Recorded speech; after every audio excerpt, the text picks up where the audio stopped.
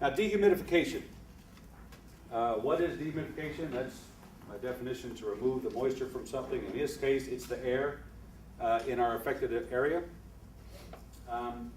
And so the goal for us in this particular principle of drying is to establish a balanced drying system.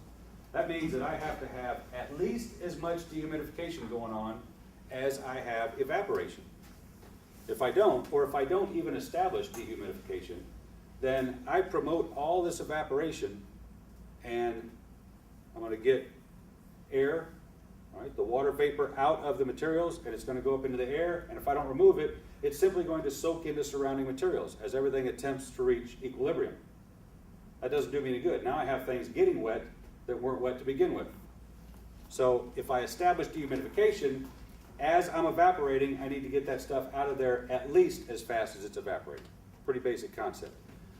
For conventional drying, like Vetcor uses, we use LGR dehumidifiers. As you can see here, there are several different types. We use LGR, and what does LGR stand for? That's low grain refrigerant. The grain, I refer you back to the big box and all the grains and everything, it simply means those type of dehumidifiers are capable of lowering the grains per pound in the atmosphere lower than a conventional one that you can go down to Sears or Super Walmart and buy. Okay? You also have desiccants, which are more commercial application, much larger, able to really take the grains per pound much lower than LGR. And of course, responsible contractors are going to take advantage of the homeowner's HVAC system, which is also a perfectly good dehumidifier. All right. Dehumidifiers are rated by pints per day. We get paid for putting the correct size dehumidifier into a location, and it's by pints per day and some other formulas. We measure the efficiency of a dehumidifier when it's on the job by what we call grain depression.